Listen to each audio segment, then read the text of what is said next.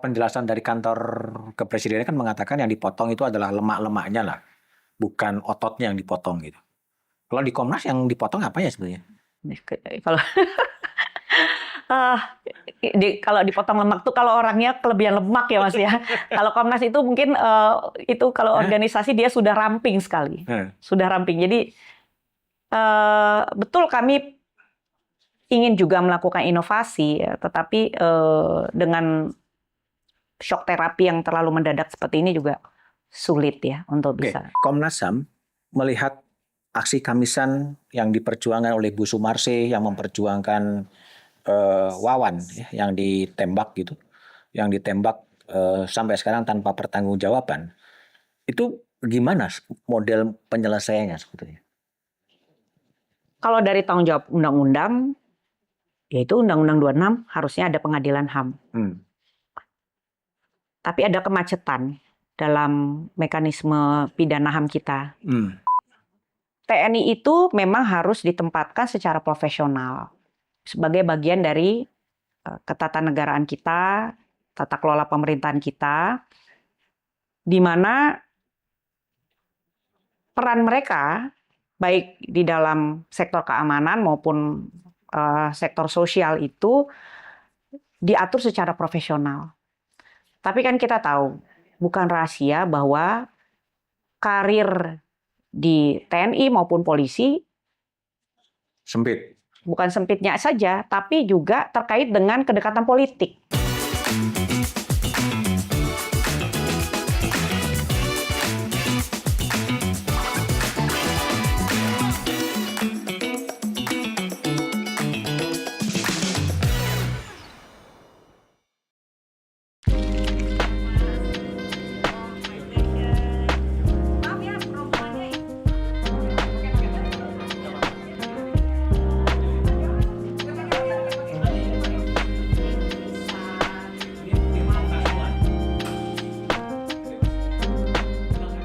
Oke, jumpa lagi di Back to BDM untuk podcast yang membincangkan isu-isu publik di Republik ini dengan bahasa-bahasa yang boleh keras tapi tetap sopan karena banyak orang yang mendengarkan podcast ini.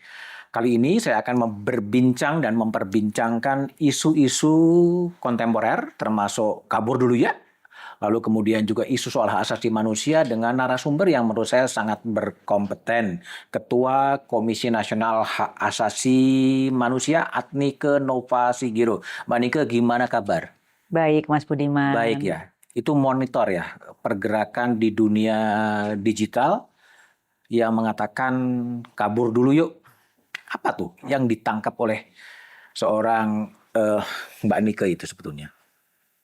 Ya, ini fenomena menarik ya, yang hanya mungkin terjadi karena kita memiliki kehidupan di dunia virtual, di mana percakapan-percakapan yang selama ini mungkin hanya menjadi concern individual itu bisa menjadi wacana publik. Ya, seperti soal-soal masa depan dari generasi muda atau masa depan seseorang mengenai ekonomi, pekerjaan, jabatan, ya, cita-cita dan lain sebagainya.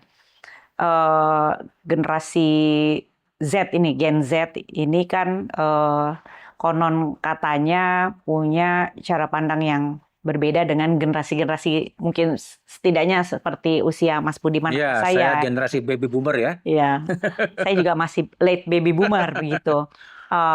Yang kita dulu hidup dalam situasi perekonomian di mana negara masih memiliki campur tangan yang relatif lebih besar dibanding sekarang. Dulu kita ada subsidi BBM gitu ya Mas. BBM harganya relatif murah. Orang banyak bekerja menjadi ASN, menjadi TNI, Polri, atau dulu masih ABRI begitu ya.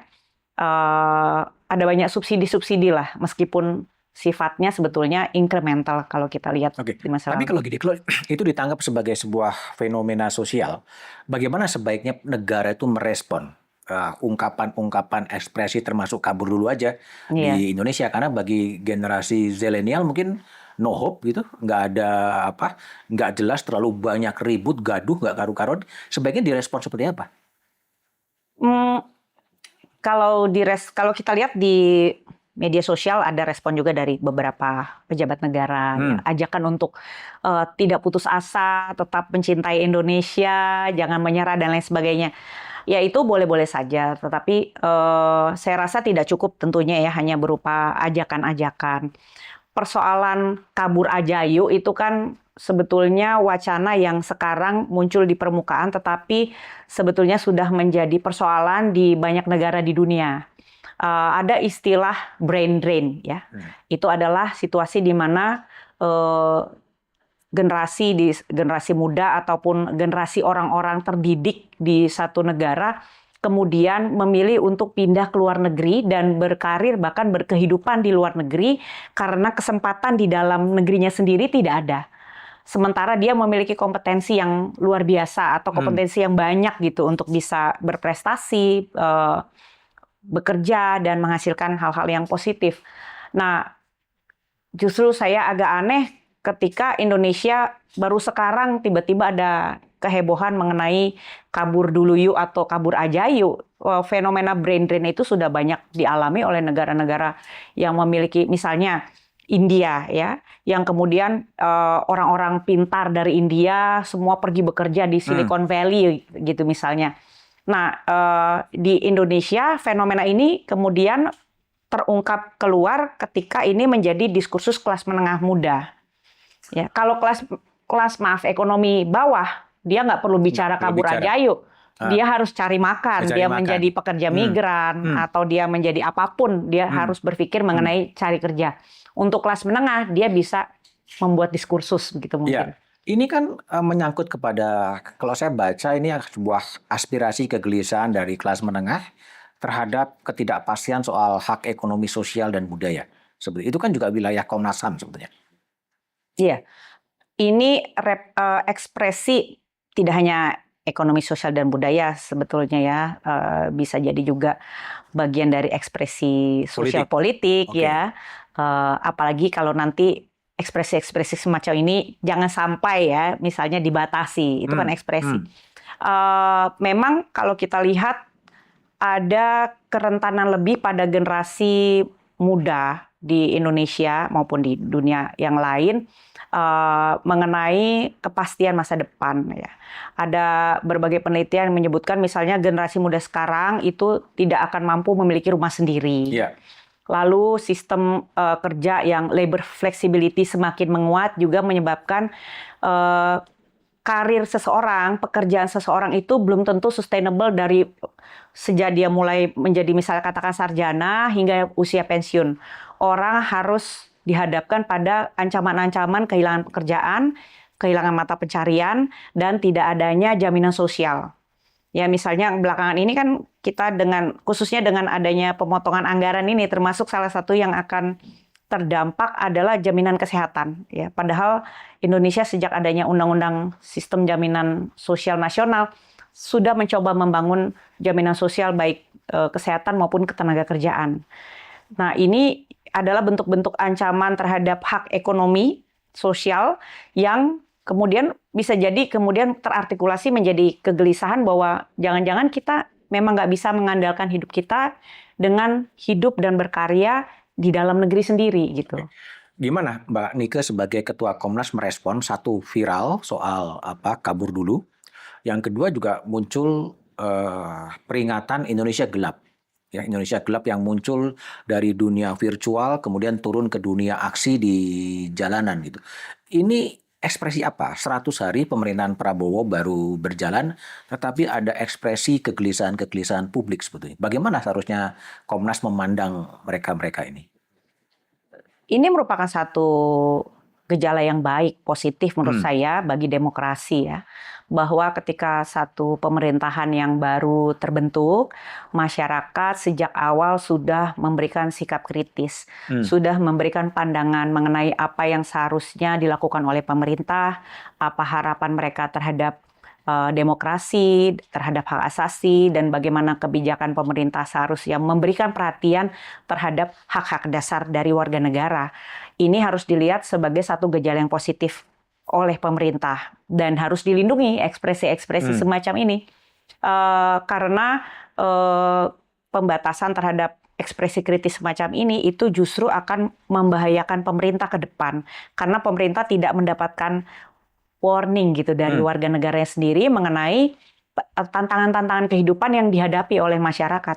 Apakah itu ancaman pekerjaan, akses terhadap pendidikan maupun masa depan ya secara umum gitu. Artinya Mbak Nika mengamini bahwa situasi Indonesia itu tidak baik-baik saja sebetulnya. Indonesia tidak pernah hidup tanpa tantangan sih kalau menurut saya. Apakah ukurannya baik atau tidak baik itu tentu harus diperbandingkan ya. Misalnya dari segi pendapatan, apakah ada ancaman masyarakat akan kehilangan pendapatan? Tadi kalau yang nyata sih menurut saya jaminan sosial ya. Kesehatan itu kan merupakan satu hak dasar, pendidikan itu hak dasar yang menentukan bukan cuma kesejahteraan pada hari ini, tetapi kesejahteraan Indonesia di masa depan. Nah, maka bukan soal ini betul-betul situasinya buruk, tetapi momentumnya yang menurut saya sangat tepat. Ketika ada pemerintahan baru, maka masyarakat memberikan suara. Ya, ini bisa kita bandingkan, kalau kita mau bandingkan ya Mas ya, dengan pemerintahan Jokowi di periode pertama dan juga periode kedua, di mana dia begitu dicintai, kritik terhadap pemerintahan atau desakan terhadap pemerintahan relatif lebih soft begitu. Nah, itu konon kan menyebabkan demokrasi di masa Jokowi tidak sungguh-sungguh tumbuh gitu. Tidak sungguh-sungguh tumbuh. Ya, tidak dapat tumbuh dengan baik karena bisa jadi karena memang ada begitu besar harapan ya kan, dulu Jokowi itu kan the new hope gitu. The new hope. Sehingga orang begitu optimis pemerintah akan berjalan baik-baik kalau kita punya orang baik. Tapi ternyata nggak cukup, kita memang harus mengawal. Kemarin ada sebuah seminar yang dilakukan oleh LP3IS gitu, yang berbicara soal masa depan demokrasi dan oligarki. Dan hasil seminar itu menyimpulkan bahwa reformasi telah mati, ya, demokrasi juga telah mati, dan kita memasuki awal pasca reformasi. Mbak Nika sepakat dengan kesimpulan itu? Ya, reformasi itu satu momentum yang saya sendiri bagian dari momentum reformasi ya. Ketika 98 saya mahasiswa di semester-semester terakhir dan merasakan betul-betul harapan akan perubahan, dan memang ada perubahan. Tetapi barangkali 26 tahun ya reformasi, kita tidak bisa lagi hanya mengenang reformasi gitu. Tetapi harus mulai juga melihat kondisi real yang ada saat ini. Ada begitu banyak mungkin perbedaan, gap dari apa yang diharapkan di masa reformasi dengan apa yang saat ini kita temui dalam bidang ekonomi, hak asasi, penegakan hukum. Bukan sekarang juga terjadi normalisasi yang sedang terjadi proses sejak 98 sampai 2025 gitu. Terjadi normalisasi, semua yang terjadi 98 sekarang kembali di tahun 2004 dan 2025. Ketika kita berbicara dulu adalah cabut duifungsi ABRI, sekarang masuk kepada multifungsi TNI. Ketika dulu berbicara soal korupsi sebagai crimes against humanity, sekarang korupsi menjadi sesuatu yang dipertontonkan secara terbuka dan nggak ada masalah. Ketika dulu berbicara soal perlunya otonomi daerah, yang sekarang terjadi adalah resentralisasi melalui Undang-Undang Cipta Kerja. Terhadap observasi itu, Komnas memandangnya gimana sebetulnya?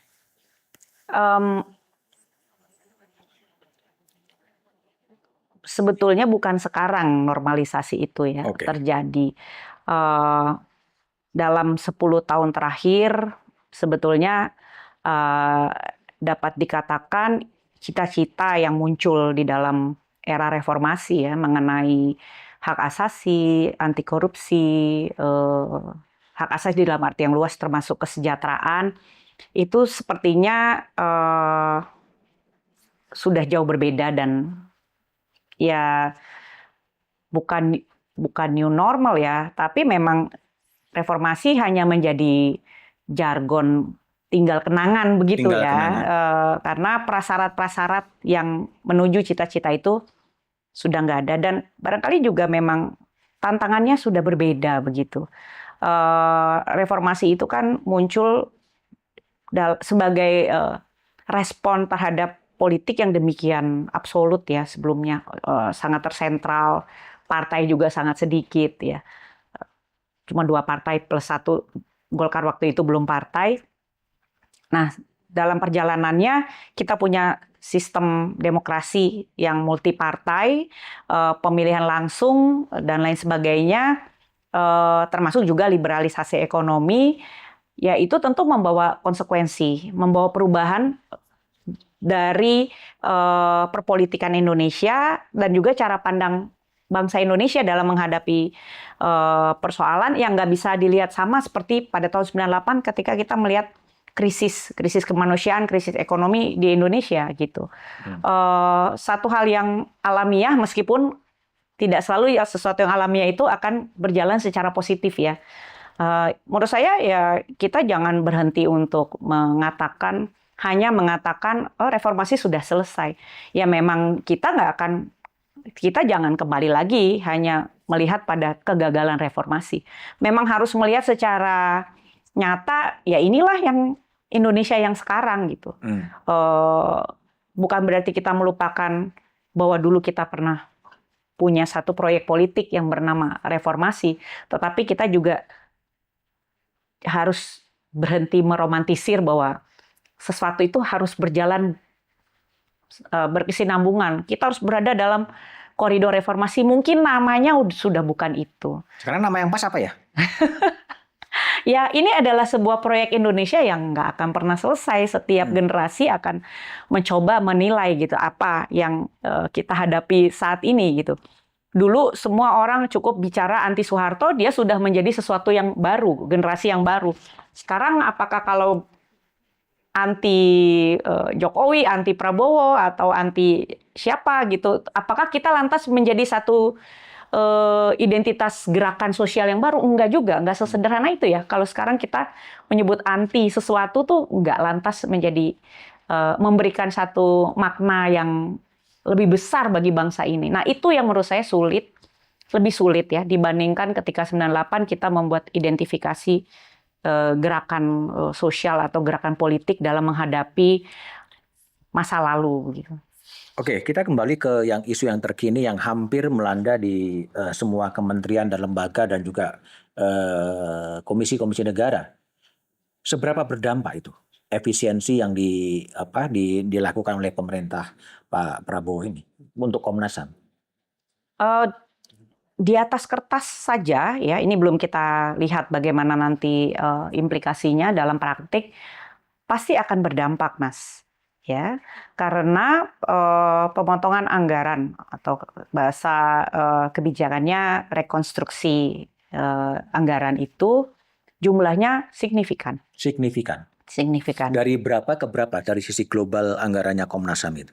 Dari anggaran Komnas HAM itu hampir 40% dipotong. Dari yang 40% dipotong. Ya, hampir 40% dari pagu anggaran yang sudah disetujui pada Desember 2024. Pagu anggaran yang disetujui berapa ya kira-kira? 112 miliar. 112 dipotong 40%. Ya, dipotong sebesar 51 miliar. Dipotong 51 sekitar tinggal 70-an. 70. Setahun ya? Iya, Oke, setahun. terus? Nah, 70 miliar itu 47 miliarnya itu digunakan untuk gaji pegawai. 47 miliar gaji pegawai. Iya. Oke. Nah, artinya masih ada sekitar 30-an. 30 miliar. Lalu harus digunakan untuk, nah ini bahasa manajemen keuangannya ya Mas ya, untuk belanja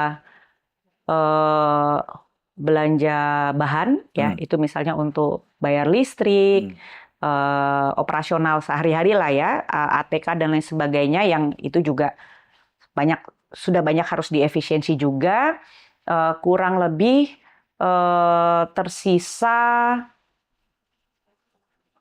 6 miliar. 6 miliar untuk pelaksanaan tugas fungsi Komnas HAM. Oke. Tugas dan fungsi. Nah, tugas dan fungsi Komnas HAM itu yang utama adalah pemajuan HAM dan penegakan HAM. Tetapi untuk menjalankan pemajuan dan penegakan ini kan harus ada dukungan manajemennya. Misalnya harus ada perencanaannya, Mas. Di mana kan setiap program yang kita buat ada Biro Perencanaan yang menghitung, mengukur apakah sudah tercapai. Harus ada dukungan Biro Umum untuk kepegawaian dan lain sebagainya. Lalu ada bidang kerjasama, hukum dan humas, yang semuanya mendukung kedua tusi utama ini.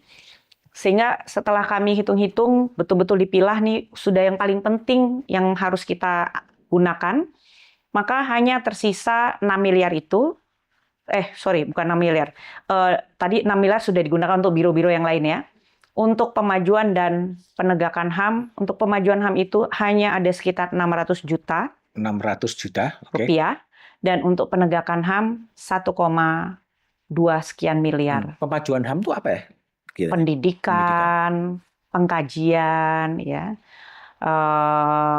Lalu untuk penegakan HAM itu penerimaan pengaduan, pemantauan kasus, mediasi kasus, termasuk penyelidikan HAM. Itu 1,2. 1,2 lebih sedikit. Oke, terus gimana Mbak Nike mengelola keterbatasan anggaran itu? Apa yang dikerjakan?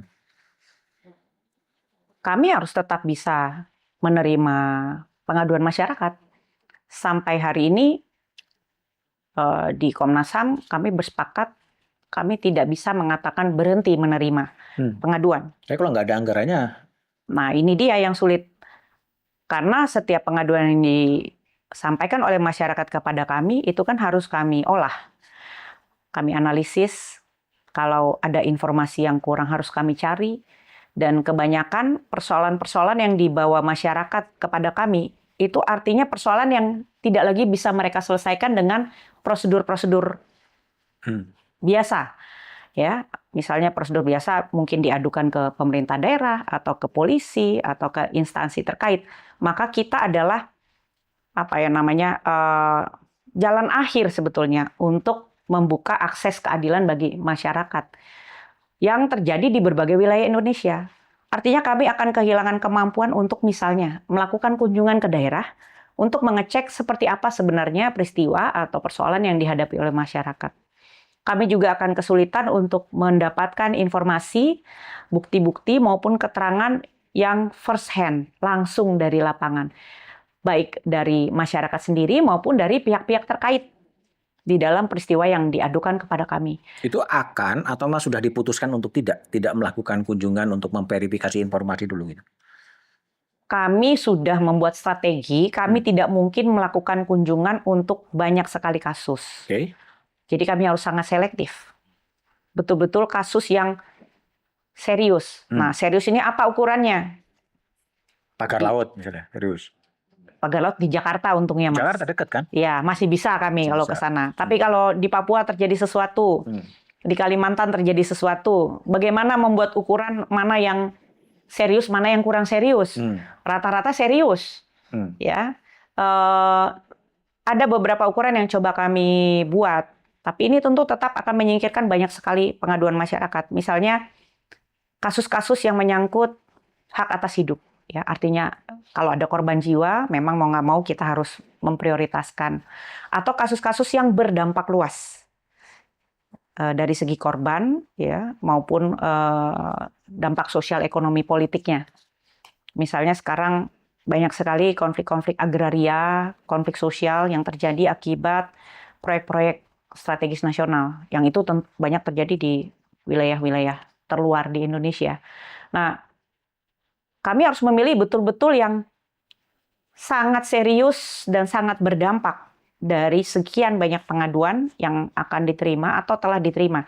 Ini dari Januari sampai Februari. Kami sudah menerima lebih 300 pengaduan. 300 pengaduan?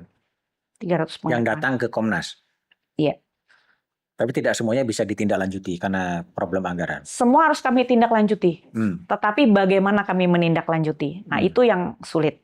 Kami tidak bisa menindaklanjuti secara langsung ke lapangan, jadi akan lebih mengandalkan pada surat menyurat, Zoom meeting, ya, online ya, koordinasi secara online. Yang tentu hasilnya tidak bisa sama dengan kalau kita melakukan kunjungan ke lapangan. Nah, ini juga salah satu kritik saya terhadap strategi rekonstruksi atau efisiensi anggaran ini kan salah satu yang disasar adalah anggaran perjalanan dinas. Anggaran perjalanan dinas. Iya. Oke. Menurut saya wajar pemerintah melakukan efisiensi perjalanan dinas untuk perjalanan-perjalanan yang memang seharusnya tidak diperlukan. Ada banyak hal dengan teknologi ya sekarang bisa dilakukan secara online. Tetapi ada kegiatan-kegiatan lembagaan seperti Komnas HAM, dia anggarannya itu perjalanan dinas. Tetapi dia bukan perjalanan dinas untuk rapat-rapat atau seminar. Oh, itu di Kebiahuyah ya? Nah, itu. Nah, misalnya begini, salah satu jenis anggaran yang tidak dipotong adalah bantuan sosial. Bantuan sosial itu kan bantuan negara dalam bentuk apakah uang atau barang kepada masyarakat yang membutuhkan. Itu tidak dipotong. Perjalanan Komnas HAM ke daerah membawa itu bantuan sosial dalam bukan bentuk natura, bukan bentuk uang, tapi bentuk perhatian negara terhadap masyarakat. Sama tapi serupa tapi tidak sama gitu. Jadi untuk kami perjalanan dinas kami itu adalah bantuan negara bagi masyarakat untuk mendapatkan perlindungan hak asasi. Dan itu dihilangkan. Ya dianggap sama seperti perjalanan dinas, kementerian lembaga mau kunjungan ke daerah begitu. Itu mudah-mudahan ini didengarkan ya. Saya mencoba betul untuk mengatakan kepada pemerintah agar tidak menyamaratakan apa yang disebut dengan perjalanan dinas sebagai pelaksanaan tusi utama dengan perjalanan dinas sebagai kegiatan rapat-rapat atau seminar. Itu berbeda. Berbeda. Iya. Dampaknya cukup signifikan ya. Tapi kalau saya dengar dari Menteri Hak Asasi Manusia Natalius Pigai, tidak ada dampak apa-apa tuh. Listrik pun tidak pernah ada yang mati, lampu pun tidak ada yang mati. Ini soal manajemen yang berbeda tuh gimana? Kalau Kementerian HAM itu kan kementerian baru ya, Mas ya. Oke. Mungkin kalau sebagai sebuah kementerian seperti belum ada pembanding dengan sebelumnya. Meskipun sebetulnya Kementerian HAM itu kan dulunya bagian dari Dirjen HAM dari Kementerian Hukum dan HAM ya. Tapi mungkin karena masih penataan internal kelembagaan, belum ada demand gitu. Seperti kalau kepada Komnas, per hari ini demand terhadap Komnas HAM itu sudah lebih dari 300 kasus. Nah, mungkin kepada Kementerian HAM belum sampai ada demand publik yang seperti itu. Meskipun pada satu kesempatan juga minta anggaran 20 triliun gitu ya. Ya, itu kalau kami dibagi 1 triliun saja sudah, waduh, sudah keliling Indonesia untuk melihat seluruh persoalan ya. Okay. Anggaran kami itu dibanding dengan kementerian lembaga lain, Mas, itu termasuk anggaran yang sangat kecil. Itu apa istilahnya itu? Pagu lemah, MKM lah ya. KLU MKM.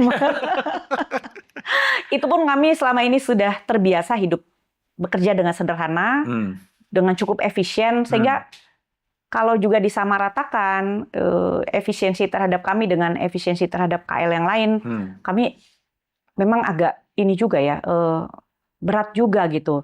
Kami itu terbiasa melakukan perjalanan dinas untuk pemantauan dengan tim yang sangat kecil. Nggak ada kami fasilitas lebih ya. Jadi ketika dipotong itu bukan kami menjadi efisien, kami menjadi tidak bisa bekerja gitu kan, berbeda kan. Yeah. Dari yang tidak efisien menjadi efisien, saya setuju. Tapi kan kalau penjelasan dari kantor kepresidenan kan mengatakan yang dipotong itu adalah lemak-lemaknya lah, bukan ototnya yang dipotong gitu. Kalau di Komnas yang dipotong apa ya sebenarnya? Kalau dipotong lemak tuh kalau orangnya kelebihan lemak ya Mas ya. Kalau Komnas itu mungkin itu kalau organisasi dia sudah ramping sekali, sudah ramping. Jadi betul kami ingin juga melakukan inovasi, ya, tetapi dengan shock terapi yang terlalu mendadak seperti ini juga sulit ya untuk bisa. Ini istilah efisiensi ya. Istilahnya kan efisiensi gitu. Sebetulnya yang terjadi itu efisiensi atau refocusing sih. Ini uangnya kan sebenarnya ada. Uangnya ini ada gitu. Tapi kemudian harus dilakukan efisiensi karena ada dianggarkan kepada kegiatan lain sebetulnya. Kalau soal refocusingnya kan tentu kita harus bertanya kepada pemerintah ya Mas ya. Efisiensi anggaran ini kemudian selisihnya itu dikemanakan. Dialokasikan untuk apa? Ada banyak analisis mengenai ini. Apakah untuk makan bergizi gratis? Apakah untuk pembayaran jatuh tempo utang? Saya sendiri tidak memiliki informasi. informasi maupun keahlian lah untuk menganalisis tentang itu. Tetapi sampai akhir Desember 2024 di anggaran itu kan komitmen negara yang sudah disiapkan bagi kementerian lembaga untuk melakukan pelaksanaan tusinya. Sebetulnya yang namanya blokir anggaran itu adalah praktik yang sudah biasa dilakukan, Mas Budiman. Setiap tahun, setiap kami mendapatkan anggaran, pasti setidaknya 5% itu dilakukan namanya blokir automatic adjustment. Itu adalah strategi yang bagus dari segi manajemen keuangan negara. Jadi 5% itu di-keep oleh negara, dia akan dicairkan apabila pelaksanaan tusi kita itu berjalan efektif. Nanti dievaluasi pada semester kedua, penyerapan baik, output tercapai, baru itu dikeluarkan. Artinya kita tidak dibiasakan untuk menghabiskan uang sembarangan. Dikasih 100% pokoknya dihabis-habiskan. Nah, dengan automatic adjustment itu, negara punya saving 5% setiap tahunnya, Mas. Yang juga bisa negara gunakan untuk tadi, kalau ada force majeure, ada hal yang mendesak yang harus didanai, bisa pakai yang 5% itu. Beberapa tahun terakhir di Komnas HAM ini, saya belajar juga mengenai automatic adjustment itu bagus sekali. Nah, tapi bukan seperti ini gitu loh, Mas. Berbeda ininya. Ini dari gaspol rempol gitu ya? Iya, gitu. Oke, saya mau tanya Mbak Nike, itu division of labor antara Komnas HAM dengan Kementerian HAM ini gimana sebenarnya sekarang? Udah pernah ketemu gitu, berdialog untuk saling melengkapi atau saling koordinasi atau gimana sebenarnya hubungan antara Komisi Nasional Hak Asasi Manusia dan Kementerian Hak Asasi Manusia? Kalau secara resmi dan formal untuk membicarakan hubungan antara kedua lembaga ini belum ada. Belum ada dan belum pernah ketemu juga dengan. Sudah pernah ketemu satu kali, tapi itu sangat mendadak dan informal dan tidak secara sungguh-sungguh atau secara mendalam membicarakan bagaimana koeksisten dari kedua lembaga ini.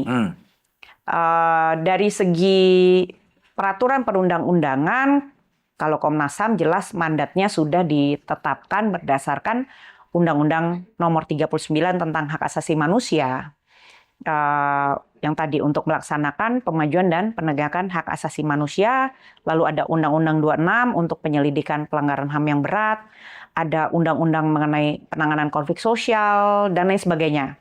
Nah, untuk Kementerian HAM ini, kami juga masih mempelajari sebetulnya ruang lingkupnya apa. Kan sementara ini hanya ada Kepres, Kepres ya, yang untuk kabinet itu loh. Sebentar saya cek sebentar ya, Mas ya. Perpres 139/2024 tentang penataan tugas dan fungsi Kementerian Negara Kabinet Merah Putih tahun 2024-2009. Serta Perpres 156/2024 menyelenggarakan berdasarkan Perpres 156/2024 tugas dari Kementerian HAM adalah menyelenggarakan fungsi perumusan, penetapan dan pelaksanaan kebijakan di bidang instrumen penguatan dan pelayanan dan kepatuhan HAM. Jadi juga sebagai pelaksana kegiatan teknis berdasarkan fungsi yang diberikan oleh Presiden. Jadi kalau Kementerian HAM itu adalah bagian dari eksekutif pembantu Presiden begitu ya, sama seperti kementerian lembaga lain. Sementara Komnas HAM mandatnya Undang-Undang 39 dan berdasarkan standar internasional, Komnas HAM juga adalah satu lembaga negara yang bekerja secara independen untuk mengawasi tanggung jawab pemerintah dalam bidang hak asasi manusia. Negara sebagai duty bearer itulah yang mengawasi Komnas HAM di tingkat nasional. Gitu. Tapi kalau sekarang kayak gini, kalau kita bertanya soal kelanjutan soal penanganan pelanggaran HAM berat masa lalu yang oleh Presiden Jokowi kemudian ditetapkan dengan penyelesaian non yudisial. Nah, itu tindak lanjut ke bawahnya. Itu siapa yang bertanggung jawab sekarang? Apakah Komnas HAM, apakah Kementerian HAM, apakah Kementerian Politik Hukum atau siapa sebetulnya? Kalau di masa pemerintahan Jokowi, koordinasi dalam pelaksanaan penyelesaian non-judicial itu ada di bawah Kementerian Koordinator Politik Hukum dan Keamanan. Menko Polhukam waktu itu. Di bawahnya ada 19 kementerian lembaga sebagai pelaksana teknis. Inpres dari itu sebetulnya masih ada, Mas.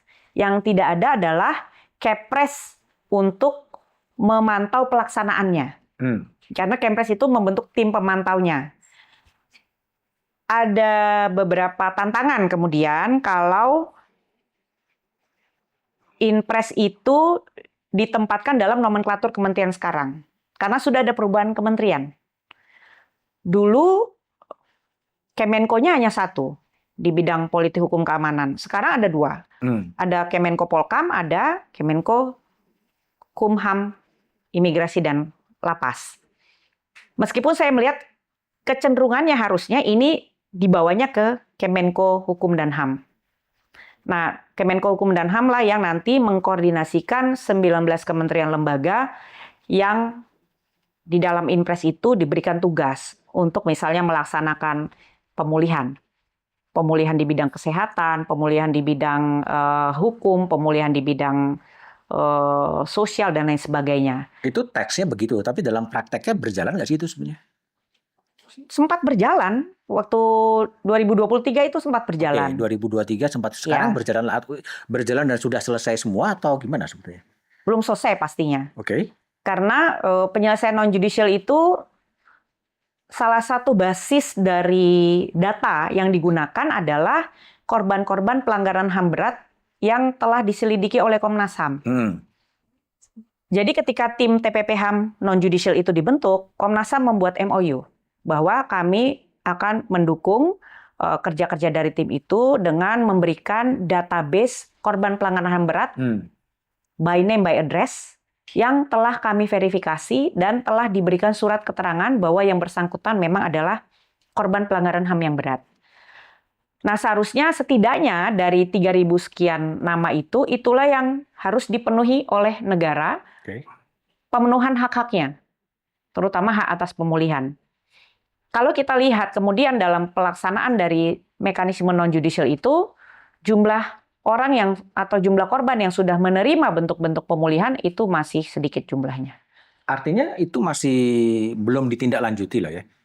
Belum, karena pemilu waktu itu. Karena pemilu. Dan sekarang pemerintahan presiden baru terpilih, apakah ada transfer itu bahwa ini tugas pemerintahan lama yang harus diteruskan, atau ya udah betul-betul bukan kesinambungan tapi keterputusan sebetulnya? Seharusnya itu ada kesinambungan karena Inpres itu Seharusnya tidak berhenti begitu ya. Kepresnya memang berhenti.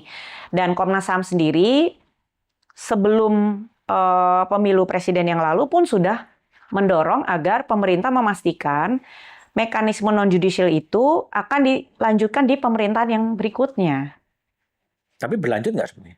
Belum ada. Meskipun saya sudah mendengar mungkin ada. Mungkin. Mungkin ada dalam format baru atau? Formatnya seperti apa juga belum tahu. Kedengar mungkin akan muncul KKR lagi, Komisi Kebenaran Rekonsiliasi. Itu lain lagi. Lain lagi. Tapi kalau itu bisa disinergikan, karena salah satu masukan Komnas HAM kepada pemerintah, mekanisme non-judicial yang dibuat pada masa periode Jokowi itu tidak sustainable, tidak cukup kuat menjadi dasar pemberian hak-hak korban. Kalau itu bisa dibentuk dalam mekanisme KKR, di mana nanti ada komisi pemulihan, komisi reparasi, itu akan sangat bagus sekali. Ya itulah bingungnya Indonesia, karena KKR dibuat dimatikan, gitu kan, bikin penyelesaian non yudisial nggak diteruskan, sehingga muncullah tagar-tagar kabur aja dulu gitu, karena nggak jelas, nggak konsisten. Nah tapi Komnas HAM sendiri gimana? Ini kan termasuk bagian dari pekerjaan Komnas HAM ya, untuk memastikan agar data-data yang sudah diserahkan oleh Komnas HAM kepada pemerintah untuk menerima rehabilitasi atau restitusi atau kompensasi itu betul-betul dilanjuti. Jangan-jangan itu hanya ngomong kesinambungan gitu, ada krisis anggaran, kemudian semuanya berhenti gitu. Kami memang sudah memberikan masukan waktu Prabowo dan Gibran terpilih. Waktu itu masih tim transisi, tim sinkronisasi. Komnas HAM sudah memberikan rekomendasi secara tertulis kepada tim sinkronisasi. Dibaca nggak? Mudah-mudahan dibaca. Oke, mudah-mudahan dibaca. Tapi kalaupun itu belum direspon pada waktu itu, kami akan melanjutkan upaya kami untuk memberikan itu kepada kementerian lembaga yang sudah terbentuk sekarang, termasuk kepada Kementerian Koordinator bidang hukum, HAM dan IMIPAS. Karena hampir di pemerintahan baru yang hampir udah lewat 100 hari, isu hak asasi manusia udah tidak pernah dibicarakan lagi loh sebetulnya. Ya, kita yang membicarakan. Kita yang sejak lama membicarakan itu memang harus terus membicarakan. Atau aktivisnya sudah lelah juga sebetulnya. Ya enggak lah Mas, kan kita masih melihat, ya misalnya contoh yang masih terus ya berdiri di depan istana, ya aksi Kamisan kan Oke. masih ada. Ya berdiri sampai ambis ke udah tahun keberapa ya, udah hampir ke begitu lama. Itu mau diapakan sebetulnya? Bu Sumarsih yang tiap Kamis berteriak-teriak di depan istana gitu, dan mau sampai kapan itu akan dicarikan solusi, diajak dialog, terus kemudian bertemu mencari solusinya mau jadi seperti apa gitu? Atau memang itu dipelihara sebagai bagian dari inilah demokrasi di Indonesia? Masih ada demo dan nggak ada apa-apa tuh atau gimana? Saya rasa harapan dari masyarakat, terutama korban dan keluarga, tentu bukan seperti itu ya. Tapi memang kita harus melihat secara nyata, memang ada kondisi di mana persoalan hak asasi tidak lagi dilihat secara sungguh-sungguh sebagaimana di masa lalu.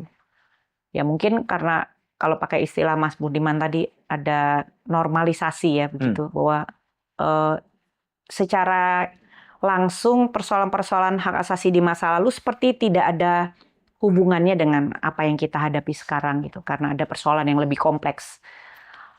Tapi kan hak asasi bukan semata-mata melihat keterkaitan secara langsung, tetapi juga kita bicara mengenai peradaban bangsa ya.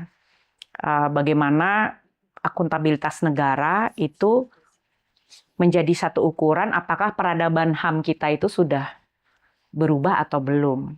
Nah, dalam konteks Indonesia ada upaya yang tadi Mas Budiman bilang terputus-putus. Setiap upaya itu terputus, setiap upaya terputus. Tapi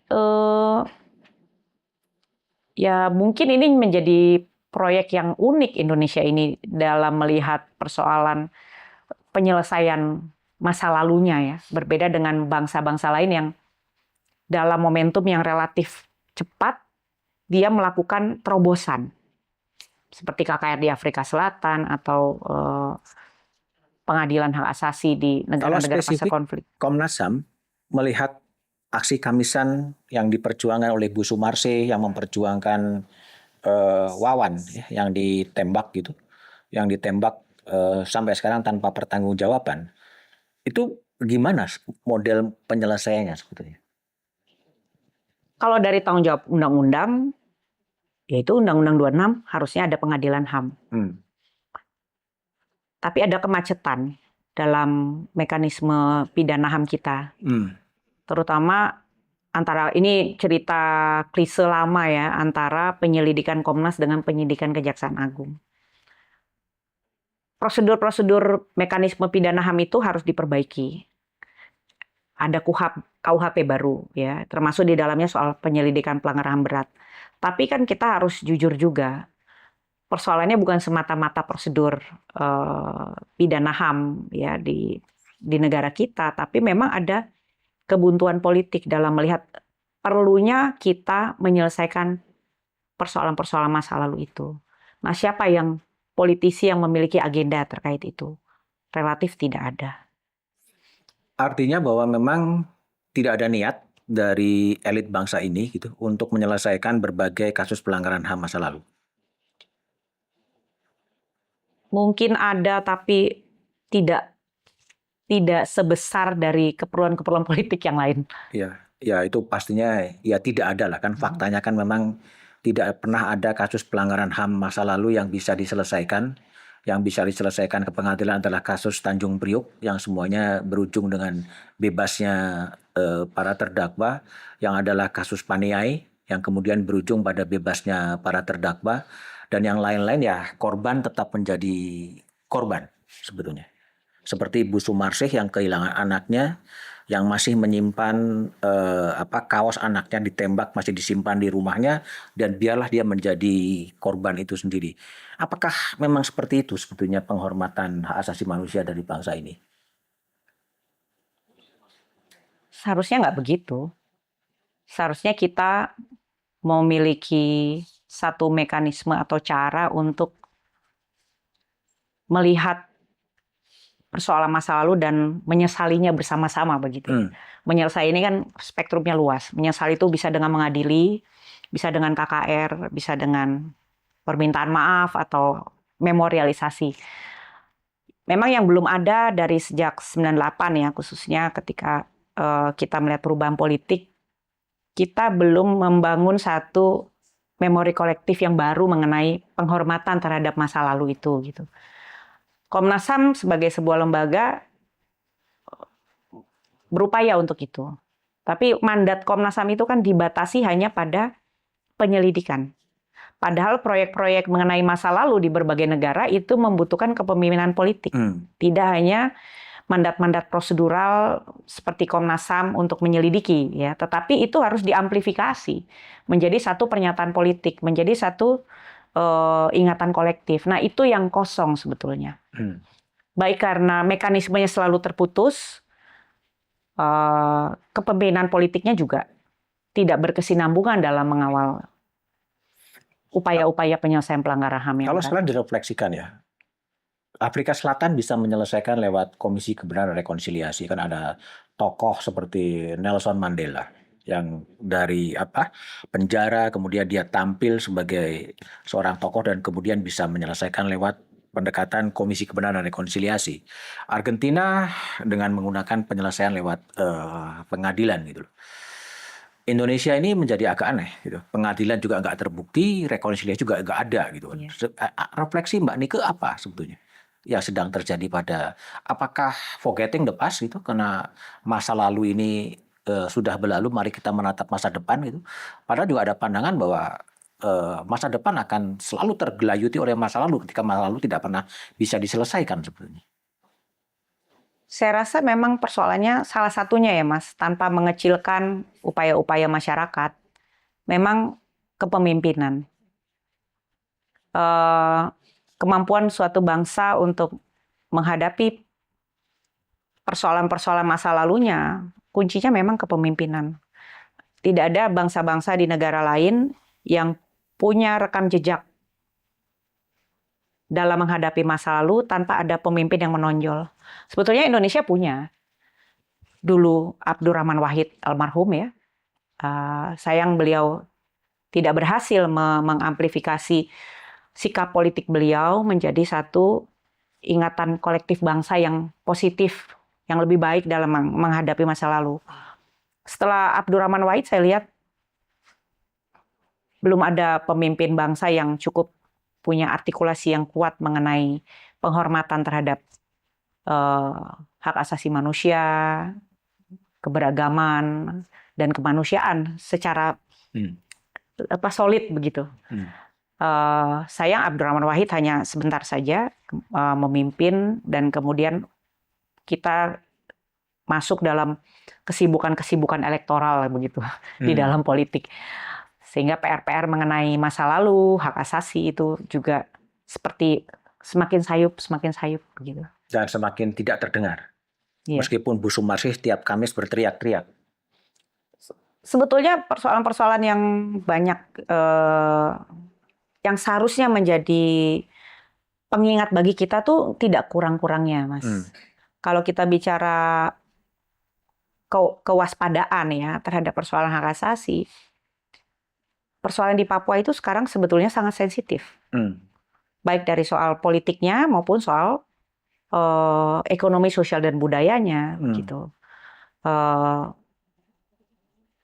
Justru persoalan yang masa lalu memang agak semakin sayup. Gitu. Tapi itu pun tidak mudah untuk mengangkat itu.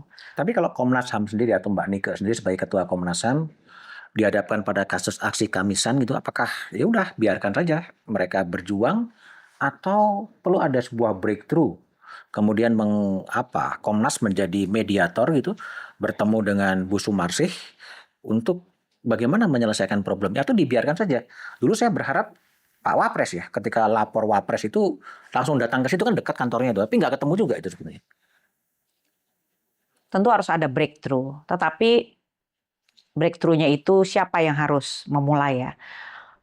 Apa yang dilakukan oleh Ibu Sumarsi dan teman-teman di Kamisan itu adalah cara dari masyarakat dan juga korban untuk merawat PR-PR yang belum selesai itu. Tapi bukan berarti kemudian itu menjadi etalase saja, ya sudah biarkan itu sebagai sekedar simbol bahwa ada demokrasi atau ada perjuangan HAM yang belum selesai. Memang harus ada terobosan yang lain. Nah, tetapi momentumnya apa itu juga saya masih belum bisa melihat ya. Jangan-jangan itu harus dihubungkan juga dengan persoalan kebangsaan yang lain di saat ini begitu. Iya, jadi mungkin juga momentumnya sudah hilang gitu kan. Tetapi juga tidak ada breakthrough gitu untuk menyelesaikan dan sebagai bentuk simpati kepada para korban gitu. Sehingga kalau saya sih berbicara dengan Bu Sumarsih, ya dia akan tetap berjuang sampai kemudian siapa orang yang menembak Wawan itu kemudian ditemukan gitu loh. Karena pemaafan tidak bisa diberikan kalau dia tidak tahu siapa yang kemudian menembak gitu. Nah ini kan sebuah situasi yang agak susah gitu ya. Tapi gini, kalau ke depan Mbak Nike sebagai Ketua Komnas HAM, kalau semakin ke sini ya, diskursus soal hak asasi manusia semakin sepi dan semakin sepi sebetulnya. Udah jarang sekali ya, media juga tidak mengangkat isu hak asasi manusia itu. Harapan Mbak Nike ke depan ini gimana terhadap pemerintahan baru yang sudah menjelang 4 bulan ini sebetulnya? Kalau dikatakan diskursus hak asasi semakin sepi itu mungkin kurang tepat ya Mas ya. Sampai hari ini Komnas HAM masih menerima ribuan pengaduan dari masyarakat yang merasa hak asasinya dilanggar. Iya, tapi ya hanya di latu hari itu, tidak menjadi public discourse sebetulnya. Ya gimana ya mengatakannya? Artinya masyarakat masih menyadari ada problem hak yang dihadapi, tapi memang penyelesaiannya itu seperti jangan-jangan masyarakat juga semakin skeptis ya dalam melihat apakah segala sesuatu persoalan yang dihadapi memang akan ada penyelesaian. Apakah penyelesaian hukum, penyelesaian sosial, penyelesaian ekonomi. Tapi kalau kita melihatnya gebiah-uyah begitu ya, kita memang akan selalu semakin terpuruk dalam pesimisme melihat situasi saat ini. Untuk Komnas HAM mungkin untuk bisa membuat terobosan yang yang megah itu mungkin nggak ada dalam konteks sekarang. Tapi Komnas HAM kan bisa menjadi watchdog, bisa menjadi polite watchdog kepada pemerintah bahwa apa yang dikerjakan itu mungkin menyimpang dari policy nasional soal asasi manusia itu. Oh itu selalu Mas. Kami selalu menjadi. Tapi hanya bersurat. Oh enggak, kami melakukan audiensi, ya, berdialog, menyampaikan kepada publik ya kasus-kasus yang perlu menjadi atensi pemerintah ya. Tapi menarik istilah Mas Budiman polite watchdog itu ya. Memang kami juga harus bisa mengencourage pemerintah.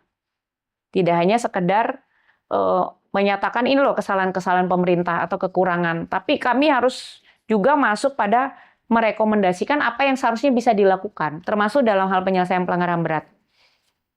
Ketika Jokowi membuat penyelesaian non-judicial itu, kami menyarankan bahwa bentuk-bentuk pemulihan yang diberikan kepada korban itu harusnya partisipatif. Ditanyakan apakah itu memang yang mereka inginkan. Gitu.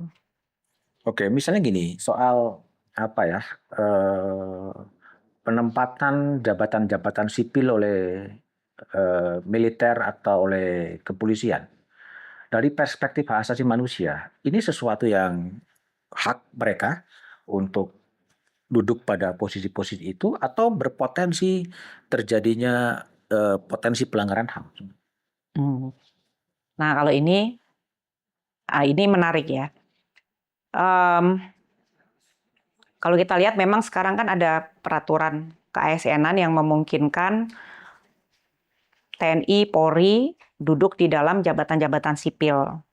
Nah, ini tentu melihat pengalaman masa lalu ini akan menjadi mengkhawatirkan apabila peran dari seorang TNI atau polisi aktif di dalam ranah sipil itu tidak diatur berdasarkan birokrasi sipil. Ya. Apakah TNI Polri berhak untuk menduduki jabatan-jabatan itu? Mungkin istilahnya bukan berhak. Tetapi ada jabatan-jabatan di dalam birokrasi sipil yang memang memerlukan kompetensi terkait profesi TNI dan Polri. Jadi jangan dilihat sebagai hak begitu loh. Tapi kompetensi yang dibutuhkan. Di mana misalnya dalam birokrasi sipil tertentu memerlukan atau terkait dengan tugas atau rantai komando yang terkait dengan militer dan polisi. Tantangannya kemudian apakah orang-orang dari TNI maupun polisi yang aktif yang pertama, jabatan-jabatan apa yang diperbolehkan? Tidak semua jabatan sipil itu bisa diisi oleh TNI atau Polri yang aktif. Ini kita nggak bicara kalau dia pensiun ya kan. Dulu kan kalau seorang TNI atau polisi ingin menduduki jabatan sipil dia harusnya pensiun. Oke. Sekarang kan ini diperlonggar bahwa ketika aktif pun mereka menjabat. Maka yang pertama yang harus dilakukan adalah pembatasan jabatan sipil mana yang boleh. Bukan di Undang-Undang TNI sudah dibatasi juga sebetulnya. Iya. Tetapi ya yang tidak dibatasi didudukin juga nggak ada masalah kan. Ya tenang aja gitu semuanya. Nah itu harusnya diperketat, nggak boleh sembarangan ya. Karena itu nanti yang pertama karena dia aktif, TNI aktif. Kalau dia pensiun nggak ada masalah, itu adalah haknya ya sebagai civilian untuk menduduki jabatan sipil. Jadi itu harus diperketat. Tidak boleh bebas-bebas saja begitu. Jabatan apa yang diperbolehkan untuk diduduki oleh TNI dan polisi aktif? Tentu jabatan yang memang terkait dengan fungsi kemiliteran dan fungsi kepolisian. Ya, misalnya terkait mengenai imigrasi dan lapas, oke, ada polisi aktif, ya memang ada keterkaitan fungsi kepolisian. Yang terakhir kasus ada apa Basarnas, BNPT dan lain sebagainya. Memang ada semacam skill-skill yang kemiliteran, keamanan, ya, skill lapangan atau komando kewilayahan yang diperlukan. Jadi itu harus jelas batasannya. Yang kedua, yang juga kerap menjadi tantangan adalah ketika seorang TNI atau polisi aktif menduduki jabatan sipil tersebut, maka ketika dia melakukan pelanggaran, ya, ataupun melakukan kesalahan di dalam tugas, pelaksanaan tugas baik karena sengaja maupun tidak disengaja, maka dia harus tunduk pada peraturan birokrasi sipil. Jangan ditarik kembali ke dalam peraturan disiplin militer atau polisi. Karena itu jadinya dia tidak bertugas sebagai sipil, dia bertugas sebagai militer atau polisi. Kalau dua ini saja bisa dirapikan, saya pikir masih dimungkinkan TNI dan Polri untuk duduk di jabatan-jabatan sipil. Terutama mengingat, kalau saya melihat ya, Indonesia ini juga negara dengan sejarah yang tidak bisa melepaskan diri sepenuhnya dari peran polisi dan TNI. Karena sejarah pembentukan bangsanya itu adalah bagian dari sejarah pembentukan atau tumbuhnya militer sebagai kekuatan, bukan hanya kekuatan politik, tapi juga kekuatan sosial. Tentu tidak gampang mengubah tradisi itu. Kalau saya melihat keterlibatan TNI atau polisi di dalam politik dan sosial, saya senang sekali dengan wawancara Pak Agus Wijoyo mengenai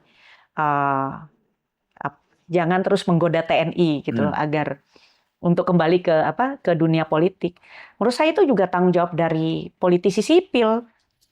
Ya, jadi kelemahannya kan memang pada posisi kan juga pada orang-orang sipil sendiri yang kemudian dianggap tidak kompeten gitu kan, dianggap tidak disiplin gitu. Itu kan yang melekat pada civilian kan selalu akan begitu, sehingga ya ditempatkanlah sosok-sosok yang terikat dengan kuat dengan disiplin untuk menduduki posisi-posisi tertentu gitu. Nah itu kan yang kemudian orang menjadi khawatirnya menjadi apatis ya, terserah kamu lah kira-kira begitu gitu loh. Sehingga apatisme ini yang akan lebih membahayakan, dan tren menuju apatisme itu akan semakin ada geliat semakin menguat ya. Ungkapan kabur aja dulu itu kan tren apatisme sebetulnya. Terserah kamu lah kira-kira begitu. Itu yang agak membahayakan, dan itu akan membenarkan sejumlah tesis bahwa memang ya tadi reform telah mati, demokrasi telah mati, akan muncul sebuah pola baru yang mungkin menciptakan apa? Republik of Fear gitu. Republik serba ketakutan gitu. Gimana Mbak Nike? Hmm,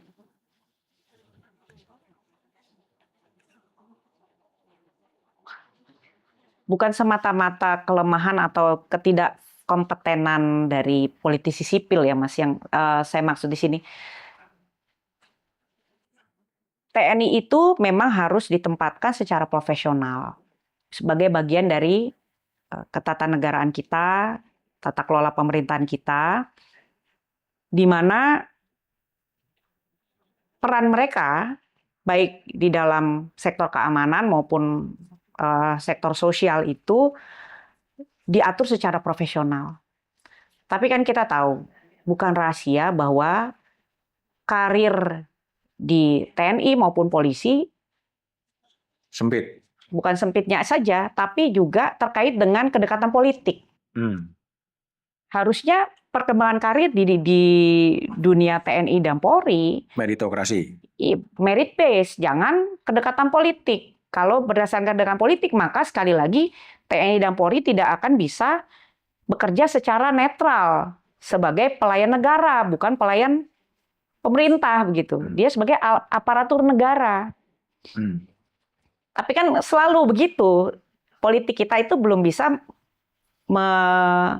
meminimalisir ya faktor subjektivitas politik dalam perkembangan karir. Padahal peran-peran TNI dan Polri itu diharapkan senantiasa atau sebisa mungkin netral.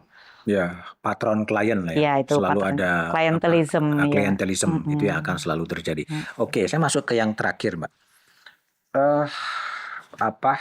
Cukup lama ngajar gitu kan, pernah juga ngambil master di London ya, ngambil S3 di UI, dan sekarang aktif di lembaga, pernah di Elsam, pernah di Lokataru, dan sekarang di Komnas HAM itu. Kalau saya boleh bertanya, apa sih sebetulnya akar masalah dari bangsa ini gitu, sehingga bangsa ini sebetulnya tidak bergerak maju gitu, selalu mundur maju mundur lagi, maju mundur lagi. Apa sebenarnya akar masalahnya? Pertanyaan yang sulit nih, mencari akar masalah.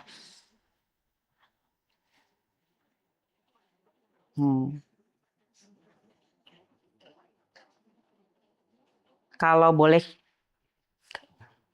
saya punya tesis begini.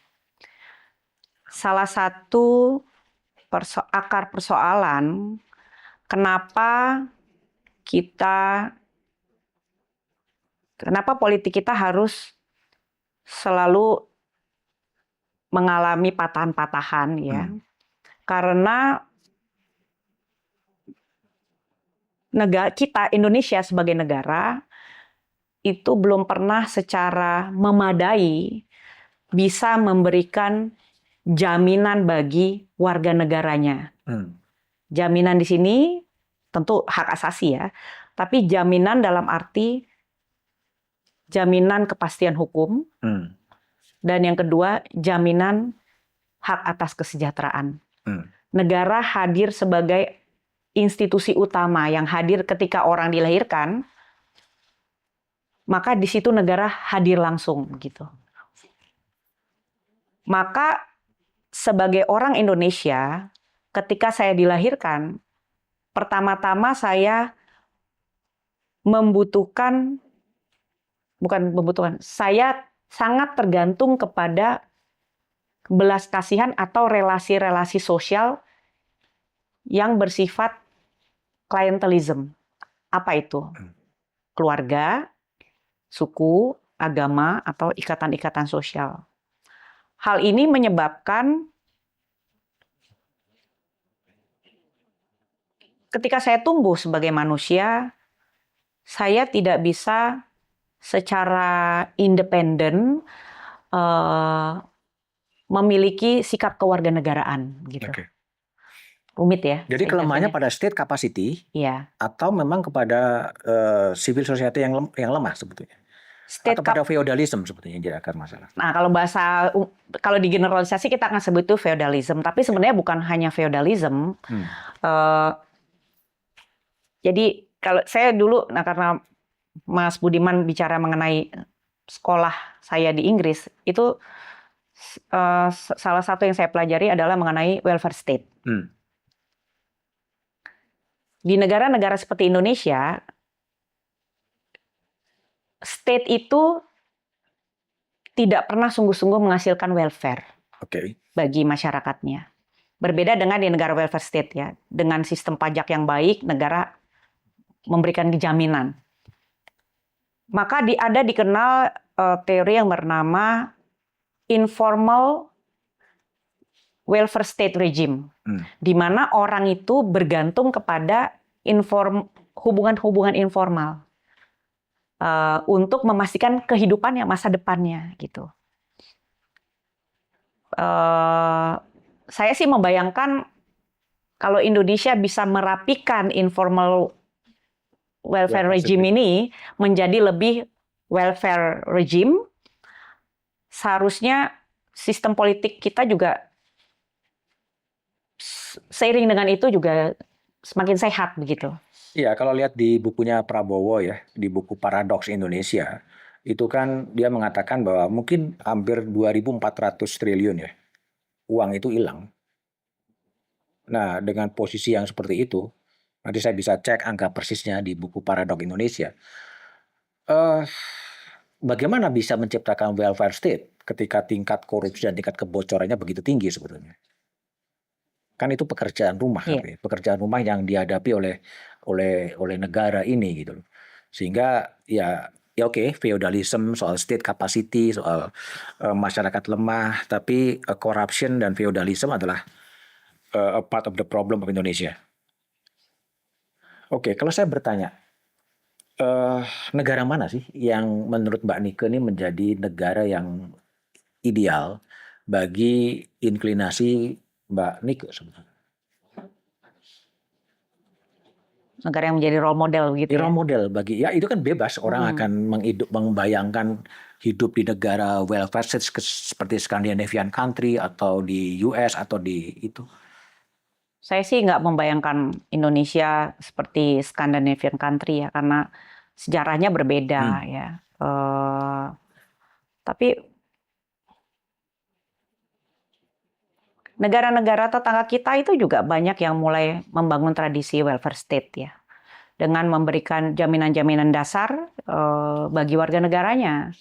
Thailand itu contoh yang menarik, terlepas dari politiknya yang selalu tidak stabil gitu ya, rentan, dia bisa menjaga pertumbuhan ekonomi, dia bisa memberikan layanan kesehatan, dia hidup dalam keberagaman ya, dalam budaya ya, di dalam masyarakatnya. Itu contoh yang menarik, bukan tanpa paradoks juga ya dengan sistem kerajaannya itu. Negara-negara seperti Asia Timur juga dia punya kecenderungan untuk membangun welfare system yang baik. Apa nih? Korea ya, dengan tetap memelihara demokrasi ya, pertumbuhan ekonomi, demokrasi, keberagaman, kebebasan gitu. Saya sih melihat Indonesia seharusnya bisa lebih dari itu gitu. Kalau sistem politiknya lebih sehat. Oke. Sistem politik lebih sehat kalau dikonkretkan adalah politik uang. Justru politik uangnya jangan. Iya. Ya. Yang terjadi kan praktek jual beli sebetulnya. Iya. Satu politik uang yang bukan politik uang.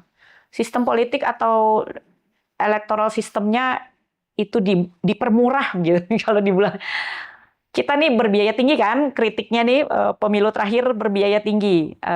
Akibatnya ya harga yang harus dibayarkan juga tinggi dalam proses politik maupun sesudahnya.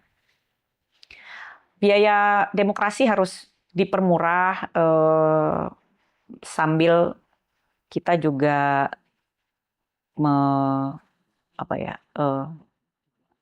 membangun peradaban pembangunan yang berkemanusiaan gitu ya. Ya, kembali kalau baca bukunya Pak Prabowo, Paradox of Indonesia itu kan dengan menyediakan uang 11,8 triliun, dia bisa membeli bupati dan bisa membiayai kampanye bupati dan kampanye presiden. Dan kemudian setelah terpilih ya dialah kemenangan kapitalisme dalam sistem demokrasi Indonesia. Nah, itu kan faktor yang membuat kemudian negara ini tidak pernah karena kemenangan adalah kemenangan uang. Nah, Komnas HAM bisa berperan apa kalau dalam konteks itu?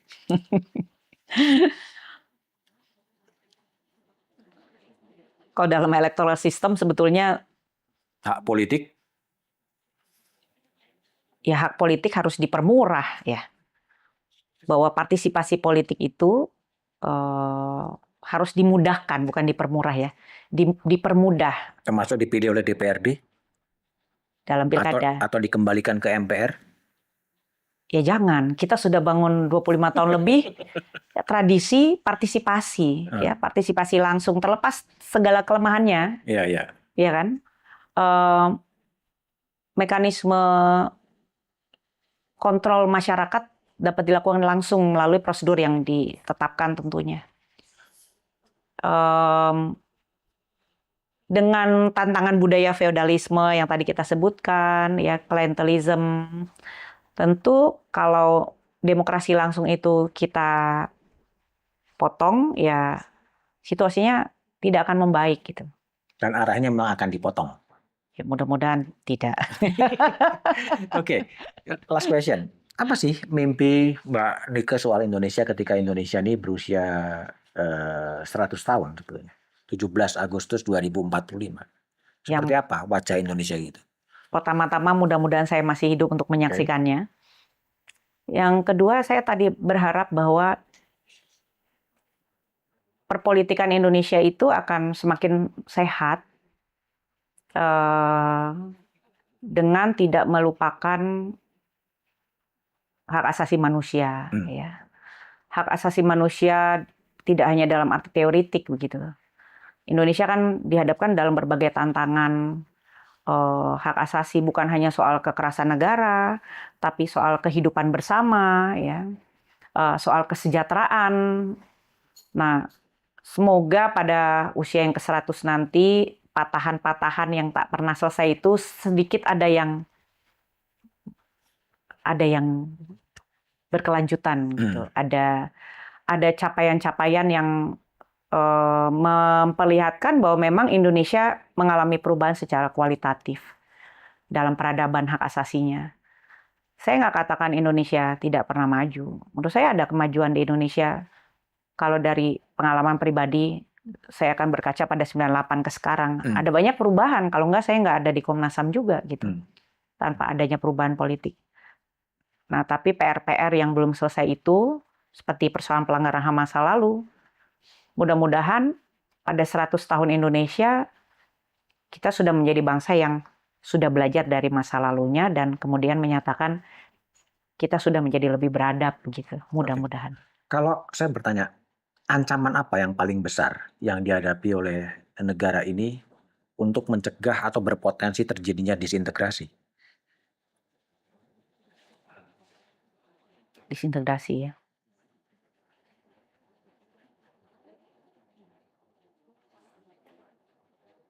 Kesenjangan? Kekerasan. Kekerasan state violence? Iya. Kalau state violence yang kemudian tidak terkontrol ya sehingga menimbulkan kasus-kasus yang menjadi skandal internasional. Oke. Itu dapat menjadi ancaman bagi disintegrasi bangsa. Meskipun secara kesadaran saya pikir sebetulnya orang Indonesia itu orang yang cinta kebersamaan. Kekerasan tuh baik fisik maupun verbal ya. Kekerasan ya kalau verbal itu kan saya nggak bisa bayangkan bagaimana begitu melakukan kekerasan verbal secara nasional ya. Tapi lebih pada kebijakan negara yang tidak, kemudian kebijakan negara yang betul-betul melupakan risiko-risiko disintegrasi itu gitu. Oke. Dan sehingga menimbulkan bukan soal skeptisisme tapi ketidakpercayaan untuk menjadi bagian dari Indonesia, itu yang Dan itu ketidakinginan. kabur aja dulu itu ya. Kalau itu sih lebih ignorant daripada ketidakinginan menjadi bagian dari Indonesia ya. Okay. Ignorant tuh beda dengan ketidakpercayaan ya. Itu kan ignorant aja itu. Iya. Kalau siapa sih pemimpin di Indonesia atau di luar negeri yang menjadi pemimpin yang mendekati cita ideal Mbak Nike? Saya mengagumi Nelson Mandela. Nelson Mandela, Afrika Selatan. Iya. Kenapa? Dia tahu membatasi diri dari kekuasaan. Dia sudah jadi bapak bangsa, dia merekatkan bangsanya, tapi dia tidak tergoda untuk terus-terus berkuasa. Okay. Meskipun saya nggak tahu alasan pribadinya apa ya. Karena konon katanya kalau sudah di kekuasaan kita cenderung tidak ingin mabuk, melepaskan. Kenapa di Indonesia nggak? Di Indonesia ada nggak tokoh yang menjadi ideal dari Mbak Nike? Yang masih hidup? Ya terserah, mau yang masih hidup atau yang sudah wafat. Saya nggak pernah lihat orangnya, mungkin saya suka sekali dengan Kartini ya. Kartini, era Kartini, emansipasi perempuan. Iya, dia adalah gabungan pandangan mengenai keindonesiaan dan universalisme gitu. Mungkin pemimpin ideal Indonesia yang saya bayangkan seperti itu. Sekarang nggak ada ya? Saya nggak berani sebut nama. Meskipun barangkali juga tidak ada secara spesifik. Nanti dikira endorse. Oke, thank you ya Mbak Nike ya. Demikian teman-teman obrolan saya dengan Ketua Komisi Nasional Asasi Manusia Nike Nova Sigiro. Banyak hal yang perlu dipelajari dalam sejarah asasi manusia di Indonesia. Reformasi adalah sebuah tonggak sejarah, tapi jangan terlalu diromantisir karena memang pergerakan bangsa ini selalu bergerak menuju keseimbangan yang baru.